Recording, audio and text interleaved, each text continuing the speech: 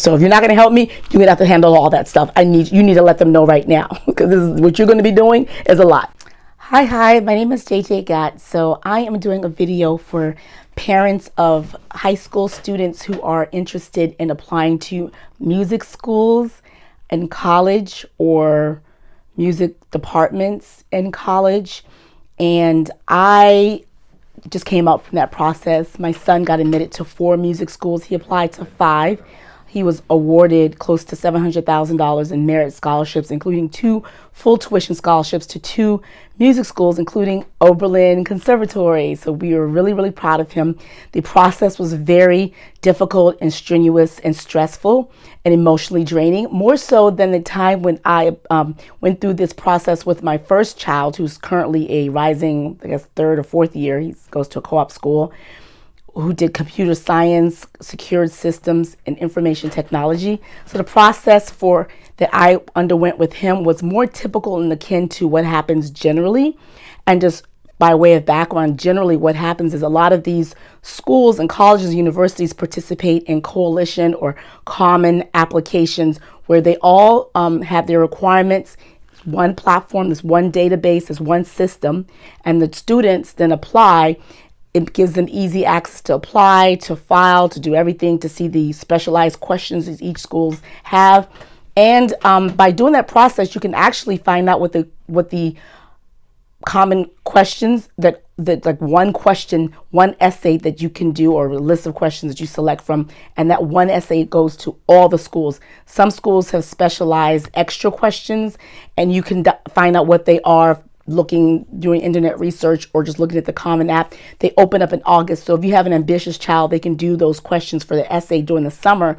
So when the applications open in August, they fill them all out, they submit them, and then they take the time between August and perhaps December, when the early action decisions start to come out. That's when they start harassing their counseling office to get the counsel recommendations, the teacher recommendations in. They reach out to the ACT and the College Board to make sure the AP scores and their SAT scores are in that they're going to submit, or the IB scores or college credits, all that stuff they can do in between August and December. And then they wait, and then they have their decision. And if they do ED, which is early decision, they're done. That's the process for the most part. If they do regular decision, they wait.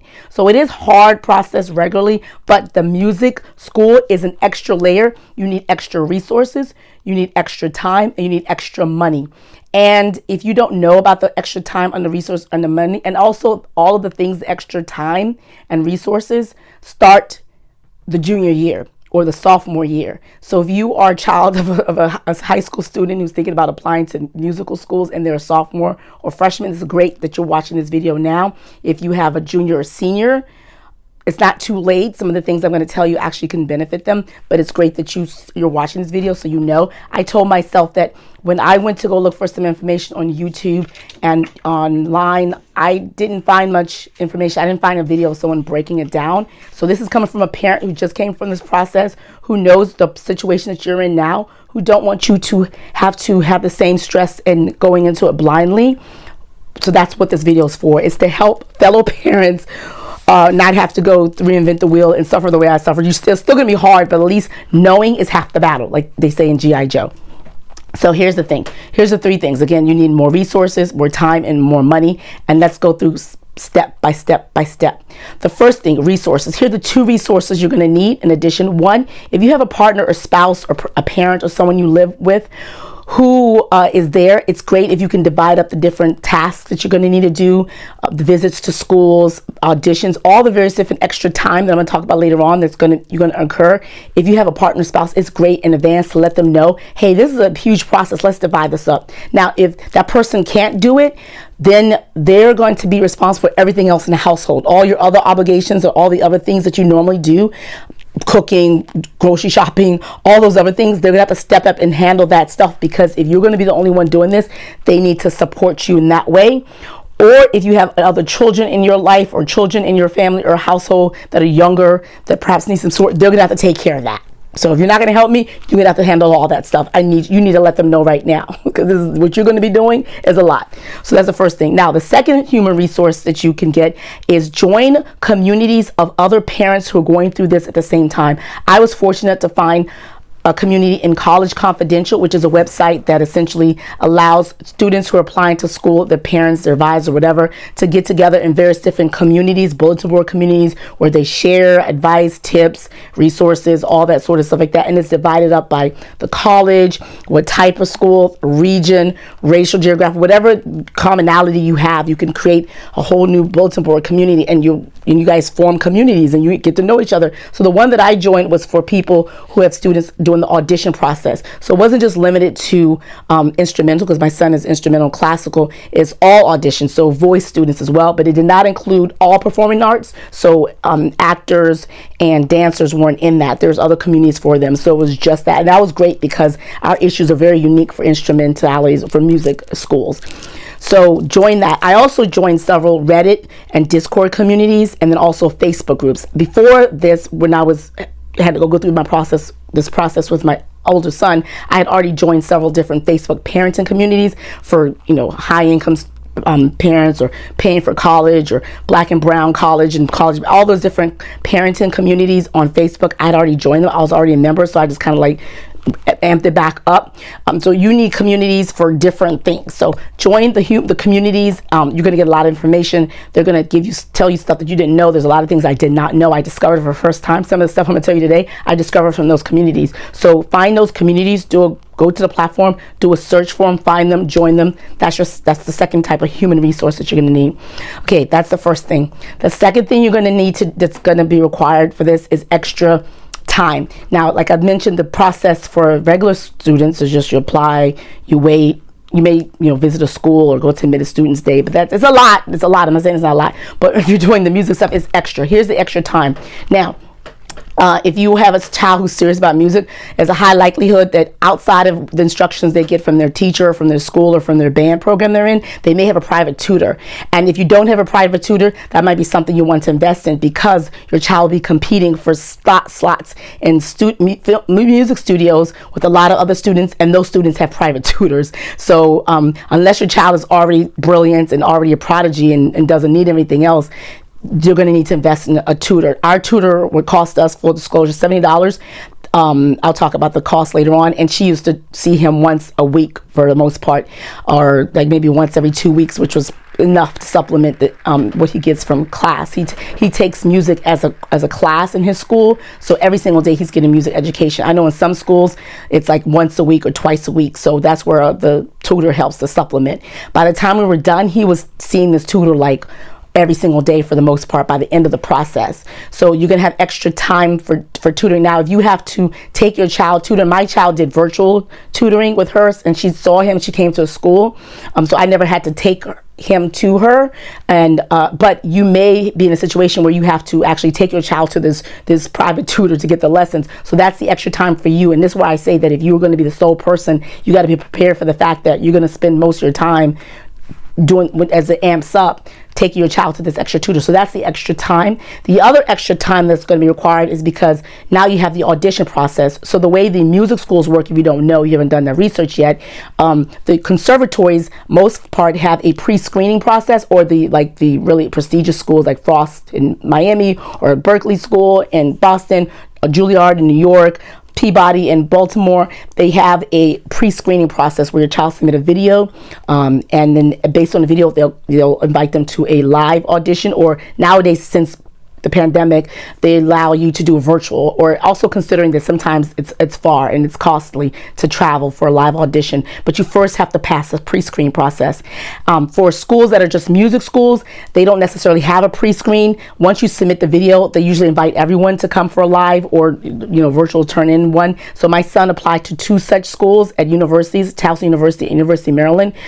So he did do live auditions. He did 2 pre-screen schools. He got past pre-screen for Oberlin. He didn't pass pre-screen for USC, University of Southern California.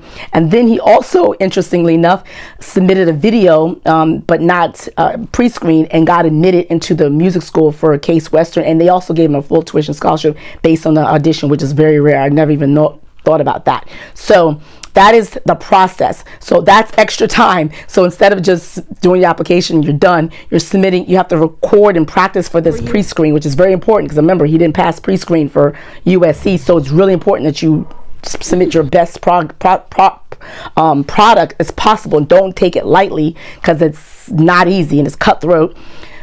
That's taking time. And then if you pass it, you have to now travel. In the communities that I mentioned, there were parents there who had their children audition for 12, 10, 15 different music schools. So if they passed pre-screen for all of them, they were traveling all around the country all year, sometimes in the cold, sometimes in the hot, different climates. It was a lot. So if that's what you're thinking about doing, if your child is interested in applying for several different music schools, prepare yourself for a lot of travel, which is very costly, to be doing all of that. My son's tutor recommended that he only do 4 music schools, which he did. The 5th one that he got into, he didn't necessarily do the formal process, and so he applied to just that, because she knew at the same time he did club swimming. He's a officer in the national in his student government association. He was in National Honor Society. He was taking honors classes. He's also in the Baltimore Symphony Youth Orchestra, which is a city orchestra separate from his school, and then he had practices and performances for his school as well. So this kid was doing a lot. So the teacher said, you don't want to do too much, just do 5. So he just did 5, which was a lot for us anyway. So that is the extra time it takes, the extra time to rehearse and prepare for the pre-screen videos and the actual auditions. The extra time is going to take to travel, because at one point, if he would have got past pre-screen at USC, we'd have had to travel the thousands of miles over to California, because we live in Maryland. He did have to travel to the Maryland's live audition, Towson's live audition, and he did a live audition at Ohio, so we had to travel there. So that's the extra time that it's going to take. So prepare yourself for knowing the extra time. So I didn't necessarily appreciate that, and again, it was just me doing it. So that's where you need to prepare for yourself for that extra time, especially if your kid does more than 5 schools, which is crazy. I mean, not crazy, that's not a really great word. It's a lot. So that's the second thing. The third and final thing is the extra cost. So I mentioned that he used to have a tutor. Full disclosure, she was $70 per session. By the time we were done, we were paying her $1,000, because of those extra practices, they cost more money. So I just didn't really anticipate. The bills just kept getting higher and higher and higher and higher. And it's like, oh, yeah, he's seeing her more. In the end, it worked out, because she got 2 full tuition scholarships. So thank you for that. That was an investment. We got the return on investment, because now we don't have to pay all the money for tuition, because we invested early on in getting a great tutor to prepare him for his, him being talented as well, but then also the great tutor to help him prepare and get to the point where he's going to get these offers. So that's the extra cost for the tutoring. And if this is your first time getting a tutor, yeah, prepare yourself for that. And where we live, I think that's a reasonable price. And depending on where you live, perhaps in New York and California, the price might be higher. So that's one cost. The additional cost, like I mentioned, travel. So if you have to pay for those flights and pay for those, trips out there, train or whatever it is, lodging, incidentals for each time that you have to go to auditions, that's expensive. And the other cost is, he had a couple of times his flute messed up. We had to go get some repairs done. We had to get a leak fixed, here. And then also, if you do the video auditions, you may want to invest in a camera, or maybe a light, or maybe some sounds, or maybe some studio spaces to record if you don't have that in your child's high school. That may be extra cost. So prepare for those other incidental costs related to auditioning. So those are the 3 things that you need to prepare for. And I just really didn't anticipate all of that. And before you do all of that, that's the process that starts perhaps in August. Before that, there's another thing that I did not know, is that there's this thing called sample lessons. So this is what I learned from being part of the parenting music parent communities that I did not know. Actually, I learned this from my child's tutor. But when I went to the parenting communities, I learned more about them. It's really important for your child to get a sample lesson from the professor that's going to be teaching your child for the next 4 to 5 years if they double major. Unlike high school, if your child doesn't like a teacher, they may have them for a quarter, a semester, maybe a year, and they'll power through. But once you do music, usually the professor is there for all 4 or 5 years. So if they don't have a good vibe, if they don't like their teaching style, if the professor's not there for them, or if the professor has a bad reputation, or the professor isn't really vibing, they're stuck, and you don't want to be, that's miserable. So one way to make sure that you vibe right, but your professor is actually asking for a sample lesson. So this is the way that works. And here's the little thing I didn't know, is you contact them, you email them, or sometimes they have their own websites, and they have on their websites where they are taking lessons, or they may have a summer course, and so you enroll. So all those experiences or opportunities that's on the professor's website, or they make available, your child, if they can, if they've already identified that school, then they should do that maybe the junior year, maybe even the sophomore year leading up to it. And that's going to help you narrow down your process. My son eliminated an entire school he was planning to attend because the professor for his instrument at that school, he did a pre-lesson with her, and at the end of the lesson, he was like, he almost didn't want to do music school. She was kind of discouraging to him, and later on he found out something about this professor. I don't want to bad talk people because it's not good. He found out something about this professor that also made it like, oh, that's not the situation I want to be in. So having done that, having gone through that with her, and had he not had that lesson with her, he might not have been able to have that experience and realize he doesn't want to teach with her. So if he done that and he applied and got in, he's going to be stuck with her for 4 to 5 years. So that's the importance of doing these pre-screens. Now, the other thing, here's another cost I didn't mention. This goes back to the cost. They're not always free. So sometimes they'll advertise the cost, and sometimes they won't say it. But you as the parent or the child should also always offer that. And sometimes maybe it's an unspoken thing that they don't say anything about it, but you should offer and say, hey, how much is that? Thank you very much. Or how much is going to cost? And then sometimes they'll just say no cost at all. Sometimes they'll tell you how much it costs. We've paid between, I think, 100 to sometimes 180, sometimes 200, sometimes I think we've paid as much as $300 per session. It's a sample lesson, and they could be in person or they can be virtual. Because of past pandemic and travel restrictions, a lot of times Zoom is a thing, Skype is a thing. A lot of them are virtual. And so what usually happens is that the student will play for them, and they'll ask them some questions. They'll go by, they'll see you have any prepared, they'll talk to them, they'll give them some sessions. So it's what they would normally do for a studio student in their music studio. So that is the extra resource, and the extra cost. I said, yeah, so that's extra cost. It was over back to, yeah. So that's what you don't know, is that precursor, those lessons that you take before even you go start the process of applying, and that's going to help you narrow down your things. Now, here's the things you should consider as you're deciding the schools that you're going to go to. Prestige, obviously. Sometimes you want to go to the most prestigious school for several reasons. One, the prestigious school is it's prestigious. It's just great to have it on your resume. It opens up some doors later on in the future for you. You can flex on that. So like Juilliard and Curtis and Berkeley, all those top schools. Yeah, prestige is really important.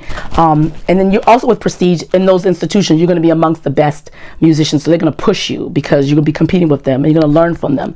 So that's one. The second thing you might consider is ensembles. Ensembles is whether you have the opportunity to perform with different groups and ensembles. How big are they? How many do they have? And what are the likelihood that freshmen are going to be able to participate? If you go to a school that have graduate students, sometimes the graduate students hog up a lot of the opportunities. So Oberlin, for example, where my son is going, they don't have a grad school, so all the opportunities go to the undergrads, which is great. So that's something you can consider in terms of deciding what to go to, the ensembles. Another thing you might want to consider is whether or not there's opportunities in nearby. So some schools, Oberlin, for example, is near Cleveland, but kind of far from Cleveland. It's in a little town, compared to Cleveland Institute of Music, which is right there in Cleveland, which is like, maybe a short Uber ride away to the town. So you have an opportunity to get exposed to music scene outside of the school, which is very important for some students, especially if you're doing jazz or you're doing other types of music that involves like not necessarily classical and stuff like that. So exposure to the city. The other thing too is opportunity to gig. So some students, they gig. That's how they make some money on the side,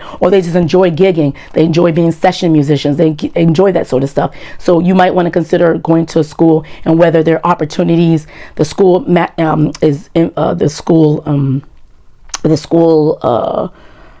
is a liaison, or school, facilitates the ability for you to gig, or whether it's just like active gig in community. That might be something that you want to consider before deciding the school.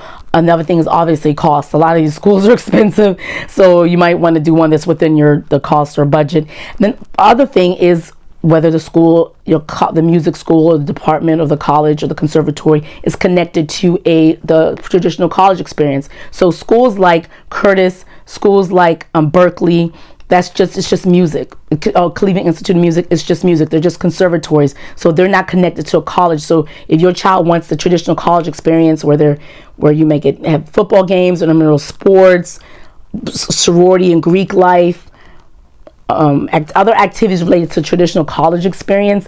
If they go to conservatory, they're going to miss out on that. However, they have conservatories that are connected to colleges, like Oberlin, for example. So even if you're in conservatory and you have the opportunity, especially if you double major, to have access to regular life. If you go to Johns Hopkins, for example, Peabody is separate from the Johns Hopkins campus, but it's not too far away. So you can, if you want to, make an opportunity to go over there. So that's kind of connected. The Cleveland Institute of Music, which we visited, is on the campus of Case Western Reserve. So you have the opportunity. And when my son had actually full tuition scholarship offer from them, we went there and we visited, and we learned that the CIM students are invited to Case Western Reserve activities and clubs as well. So you do have that opportunity, compared to if you go to Curtis, it's just music. You eat, live, dream music, living with these musicians. Your professors might be even living nearby. It's just all music all the time. Same thing with Berkeley. So if that's something that you're concerned, you want a college experience, then you might not want to apply to school that's just all music and things like that. And so you as a parent may be concerned because you may think like your kid needs that.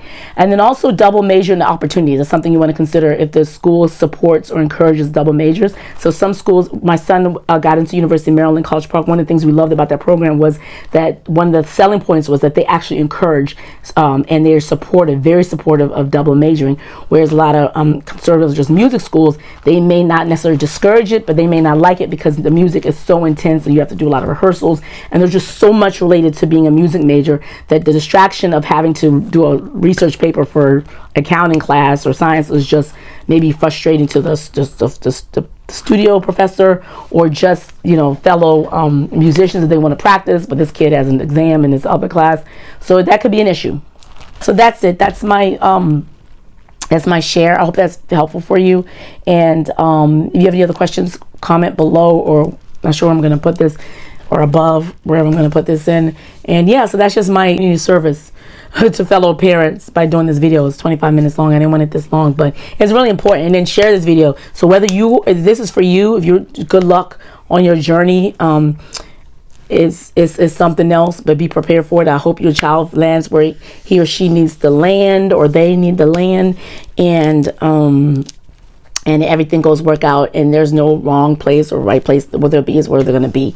And so, and if you're not this, but you just bumped in this video somehow, and you know someone, a family, relative, friend who's about to go through this process, send this video. They're going to thank you for it later on. They'll be like, oh my God, I'm so glad you sent me that video, because I didn't know it was all that. And so you might decide, like, kid, nah, you're not majoring. I ain't doing all that. You're not majoring in music. You don't love it that much for me to go through all that. So you need to know what you're in for. And if you're in for it and your kid's all in for it, yes, go in with eyes wide open, knowing is half the battle. All right, that's it. That's all I have for you. This is JJ Gatt. I'm going to put a video here.